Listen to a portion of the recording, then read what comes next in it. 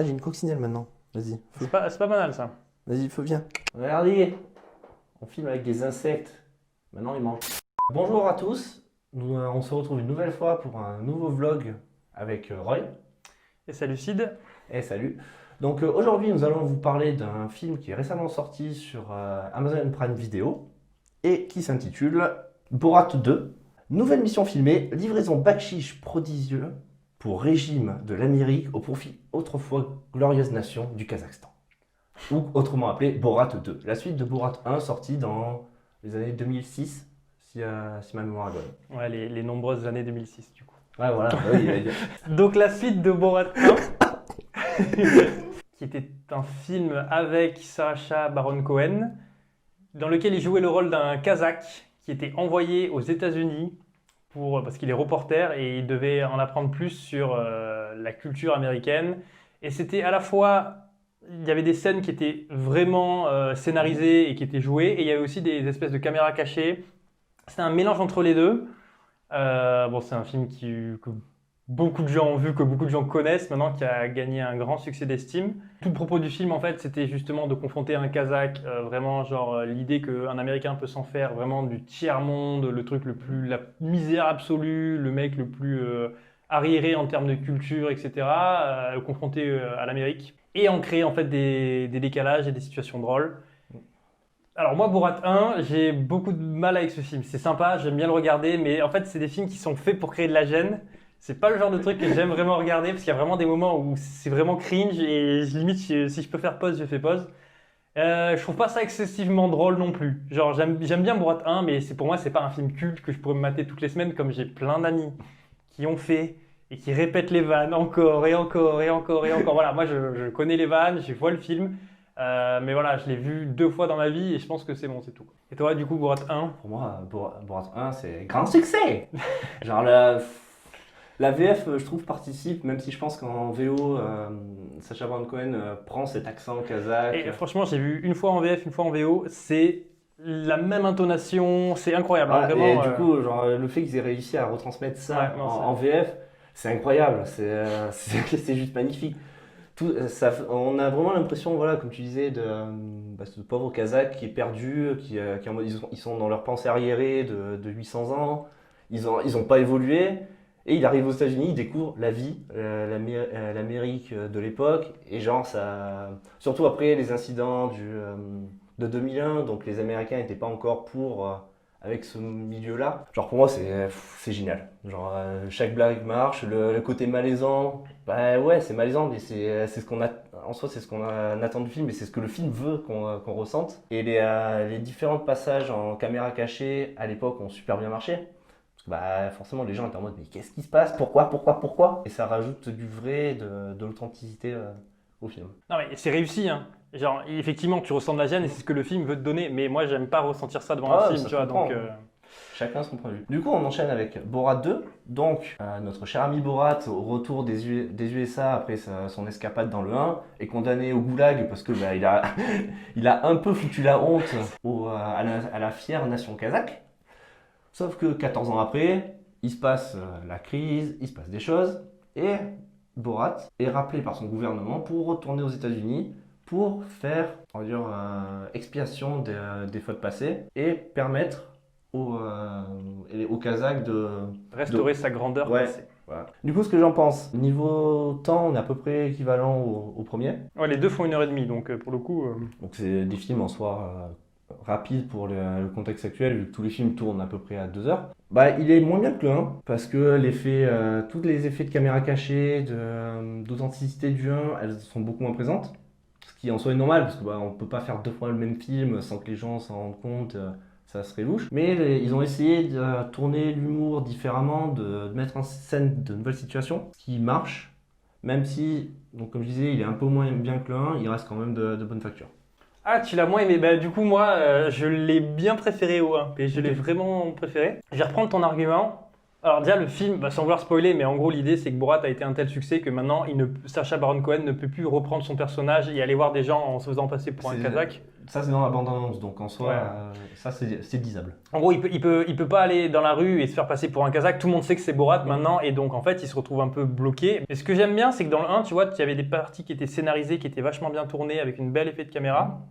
Et dès que tu étais dans la caméra cachée, c'était un peu, c'était à l'époque, c'était en 2006. Ouais, T'avais un vieux grain, tu voyais que là, et en fait, du coup, ça me sortait vraiment du film parce qu'il y a des moments en mode, là, ok, là c'est une caméra cachée, là c'est écrit, et quand c'était écrit, bah du coup, ça me faisait moins rire. Là, maintenant, avec les progrès, tu peux vraiment faire une caméra cachée d'ultra bonne qualité. Ce qui se passe dans le film, il y a vraiment des moments. Enfin, en fait, là, je sais plus où est la frontière entre c'est scénarisé ou c'est une caméra cachée.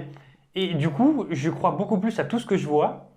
Même si je sens que le film il est plus écrit, il a plus d'histoire que le premier. Et je trouve que c'est mieux en fait. Le premier c'était plus une succession de gags avec des caméras cachées. C'est pas mon délire. Et là, tu as un vrai message. Il y a un début, un milieu, une fin. Tu vois, il n'y a pas vraiment de fin au 1, je trouve. Oui, Le 1 se finit, t'es un peu bon, bah voilà, j'ai fait le film, voilà, ça s'arrête. Alors que là, je trouve que vraiment il y a un message tout au long du film. Et c'est mieux réalisé, c'est mieux écrit. Alors c'est moins drôle, mais c'est plus touchant. Ouais, parce que il y a cette histoire, on va dire le sujet principal du film qui rajoute ce côté touchant. On va peut-être prendre parti pris, on va voir les émotions, on va voir Borat dans de nouvelles situations. Plus dans on se moque un peu de la gueule des Kazakhs, on se fout de la gueule des Américains. Dans le 2, tu l'as beaucoup moins. Il porte moins l'accent sur les différences, on va dire, entre les Kazakhs et on va dire, ouais, l'image des Kazakhs qu'ils veulent montrer et les Américains. Mais tu as plus, comme tu disais, l'histoire principale qu'on suit. En termes de caméra cachée, je pense qu'il y en a beaucoup moins. À part peut-être un ou deux reportages et une des grandes scènes, on va dire, du milieu du film, où il se déguise en une certaine personne et il court au milieu d'une foule. Genre, celle-là, c'est pure caméra cachée, ça se voit. Vu qu'ils prennent des extraits de caméra de un peu tout le monde dans le public, des gens qui étaient venus pour ça. Mais sinon, le reste, il y a beaucoup moins d'effets caméra cachée ou c'est un vrai reporter kazakh qui vient. Parce que j'avais un peu regardé pour le premier. Dans le 1, ils avaient programmé des interviews en disant ouais, mais c'est un vrai reporter kazakh qui vient pour parler du sujet. Et donc ils viennent, ils filment. Et les gens étaient choqués en disant mais vraiment, c'est comme ça qu'ils sont. Alors que c'était lui il jouait son rôle, mais c'était vraiment professionnalisé au plus haut point pour que la caméra cachée soit authentique.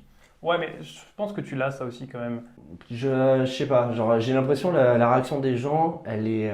Ah donc toi tu l'as. Moi tu vois, j'ai exactement ce que tu dis, je l'ai dans le 1, j'ai l'impression que tout. Alors que c'était vrai, hein, j'ai trouvé que les mecs jouaient, et dans le 2, je trouvais que c'était beaucoup plus eux naturellement qui. Bah, je sais pas, genre moi la sensation que j'ai eue, c'est vraiment Ok.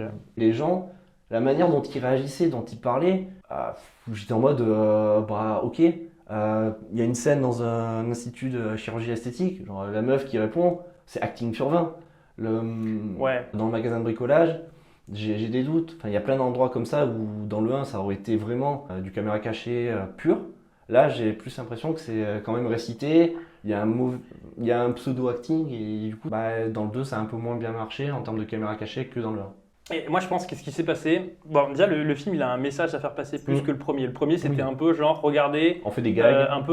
C'est un peu un état de l'Amérique, tu vois, mais genre sans vraiment qu'il y ait un angle d'attaque, c'est un peu global, je trouve. Mais là, il avait un message à faire passer. Déjà, le moment où le film sort, c'est pas anodin. Oui. Il sort juste avant les élections. Il y a un message à faire passer au niveau des élections. C'est clair, net et précis tout au long du film. Et puis surtout, ça reste un film qui est profondément féministe. Ce qui n'était pas forcément le cas du 1. Non, mais Avec il a quand même vu dans le 1 une assemblée de féministes, il a fait certaines excursions, mais à l'époque, c'était pas aussi poussé que maintenant. En fait, je trouve que dans le 1, genre, tu comprends ce qu'il veut te. Dans le 1, c'est plus subtil dans le sens où. Là, c'est plus posé devant ta tronche en mode ça, c'est pas bien. Tu vois, je suis en train de le faire, mais clairement, le film te le dit à plusieurs moments. Il y a des personnages ou des gens dans la vraie vie qui te disent là, c'est vraiment pas bien. Mm. Là où dans le 1, il y aurait eu des gens qui sont en mode wow, tu sais, donc tu dois lire et comprendre que c'est pas bien. Et en fait, je pense très sincèrement que le film a été modifié dans l'écriture par rapport à ce qui passe à un moment qui, je pense, il n'envisageait pas du tout. C'est une scène qui a beaucoup tourné sur les réseaux, c'est un peu, ils en font la promo maintenant, mais je pense vraiment qu'ils avaient un angle, et puis en fait, ils ont eu cette image-là et ils se sont dit, wow, c'est gros, on peut en faire un truc. Après, si le film, ils sont en mode, oh, on y a pensé début 2020, au moment où la crise commençait, genre ils ont écrit le scénar en deux mois, hop, il tourne. ok. Mais si ça fait 1 an qu'ils pensaient à faire le film, et qu'ils tapaient les ébauches de scénar, forcément la situation actuelle a dû faire en sorte qu'ils ils revoient leur plan et ils s'amusent à réécrire le scénar.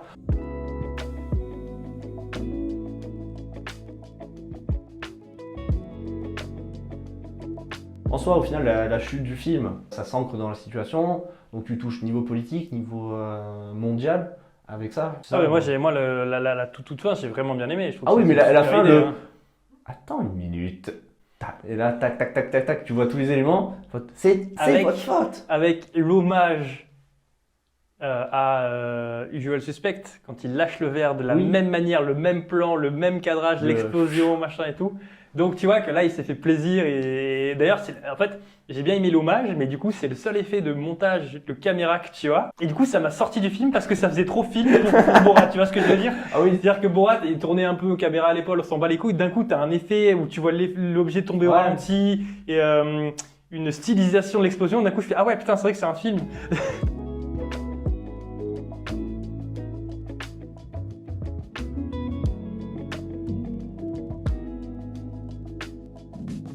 t'as un peu le début avec avant qu'il parte en Amérique et la fin justement où il revient au Kazakhstan. Kazakh, ouais, toutes les scènes. en Ces Kazakh. 2 parties-là, genre tu sens bien quand même il y a de la réal, c'est bien filmé. Pour moi, ils sont dans un studio là et il y a une bonne lumière, il y Voilà. a voilà, il y a toute une Alors que équipe, du coup toute la partie USA, bon c'est en mode allez on va filmer, ça se rapproche du 1.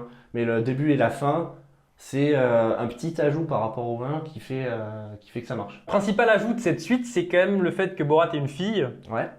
et elle prend une grande place dans le film et moi je l'ai vraiment bien aimé, je trouve qu'elle joue bien. Alors ils ont pris parce que du coup le problème c'est que Borat est trop connu. Mais du coup tu pouvais pas prendre une actrice connue. Oui. Donc ils ont pris une actrice bulgare qui a jamais rien fait de sa vie que personne ne connaît et du coup en fait je trouve limite que c'est elle le Borat de ce film. C'est elle qui peut se Qui permettre d'aller évolue. voir, c'est elle qui peut se permettre d'aller voir des gens et de dire des énormités et les gens vont la croire. Ah bah ils Euh, ont trouvé le subterfuge en soi, la médiatisation de Borat dans le 1. Mais ce qui est bien avec elle, c'est que, alors même si le début, enfin la première fois que tu la vois, c'est vachement gros, Ouais. la manière dont on voit les femmes, dont ils veulent caricaturer les femmes au Kazakhstan, mais on voit une grosse évolution de A à Z, et genre en mode, bah, la femme, elle a sa place, regardez, avant, elle avait pas sa place, maintenant, bah, elle a sa place totalement. Et genre cette évolution tout au long du film, qui se fait à des moments très, on va dire de manière abrupte, et d'autres moments de manière plus smooth, bah, c'est plutôt bien. Et je trouve qu'on dirait vraiment, dans la manière de ses jouets, dans la manière dont elle parle et tout, tu crois vraiment que c'est sa fille. Tu vois ce que je veux dire? J'ai pas eu Ouais. l'impression qu'il y avait Borat et quelqu'un, on te dit au fait c'est sa fille. Non, enfin, moi Ouais, je peux y non. croire, pas physiquement, mais dans leur manière d'agir et de parler, elle a vraiment chopé, je trouve, l'accent, la manière de parler Borat. Oui. Et ben moi, j'ai adoré tous ces passages à elle, quasiment. Je trouve qu'il y a. Enfin, c'est pas qu'elle vole la vedette à Borat. En soi, elle prend un peu la place de Azamut, je crois, son pote reporter dans le 1. Pas ouais, enfin un truc comme. Ouais, J'allais dire Asimov, mais non. Dans le 1, ils sont tout le temps à 2. Puis d'un coup, ils se séparent pour à la fin se retrouver. Ouais, genre, au final, t'as un peu des similitudes avec sa fille. Ouais. Genre, donc, je trouve Ouais, c'est un peu ça similaire. se ressemble un peu dans le sens où Borat a toujours besoin d'être accompagné. Puis ensuite, au moment où il se retrouve seul, il fait une introspection sur lui, il arrive à s'améliorer pour au final aller à la conclusion où on a une meilleure version de lui. Ouais, après, je pense que le personnage gagne à être entouré de quelqu'un d'autre qui le légitime, en fait, tu vois, parce que Borat, tout seul, qui fait le con en mode je suis kazakh, ça apporte de la crédibilité quand ils s'engueulent, en fait, dans leur langue. Alors, je sais pas s'ils parlent kazakh ou pas. Ouais. C'est la réponse. Vas-y. Ah. Non. Donc, on me signale dans l'oreillette que dans le premier film, du coup, Borat parle en hébreu et son producteur lui répond en arménien. Mhm. Et là, dans le deuxième film, du coup, j'imagine qu'il parle toujours en hébreu et que sa fille, qui est une actrice bulgare, doit parler en bulgare. Parce qu'en fait, c'est beaucoup trop fluide. Quand ils s'engueulent, Ça sort direct. ouais, tu vois qu'ils sont pas en train de créer une langue et puis ça sonne vraiment comme une langue. C'est pas un truc où il y aurait des mots qui se répètent trop, etc. Tout ça pour dire qu'au final, ouais, je reviens à mon argument, que pour moi, ça légitime que le mec, c'est pas juste une caméra cachée. Quand d'un coup, il va se tourner et qu'ils vont s'engueuler à deux dans une langue que personne ne comprend, etc. Ça légitime le personnage et c'est pour ça qu'il a besoin d'être entouré. Ce qui n'empêche pas à des moments du film d'être tout seul dans des endroits. Et là, je pense par exemple quand il se fait héberger Ouais. Et à ce moment-là du film, je me suis fait une remarque. Je pense qu'à la base, ils voulaient se foutre de leur gueule, mais que en fait, c'est plutôt un constat, genre que c'est triste en fait, tu vois. Oui. Genre, à ce moment-là, il y avait moyen que ce soit vraiment, vraiment drôle. Et le film, j'ai l'impression que c'est vraiment en mode genre, putain, je voulais me foutre de leur gueule, mais en fait, genre, limite, ils me font de la peine. Ouais, dans le 1 par exemple, il y a peut-être une approche similaire. La scène où Borat il se fait alpaguer par les étudiants. Oui, par les étudiants. C'est vrai que les deux scènes sont Et proches, genre, hein. au final, Borat il est là en mode il est perdu, il a perdu son pote, il est à C'est la rue. horrible ce qu'ils disent. Et, c'est horrible. et là, il se fait alpaguer par des étudiants américains qui vont sûrement en spring break ou un délire comme ça. Et genre là, c'est la violence, c'est des étudiants américains, oh c'est la pure violence. C'est trop bien, mais c'est la pure violence. Et c'est un peu le même délire. Là, par contre, la finalité, c'est qu'ils se foutent de leur gueule. D'ailleurs, en petite anecdote, genre les étudiants étaient pas au courant de ça. Et il y en a, ils étaient en mode, ouais, on va porter plainte pour quand même, parce que vu ce qu'on dit, on nous voit à l'écran.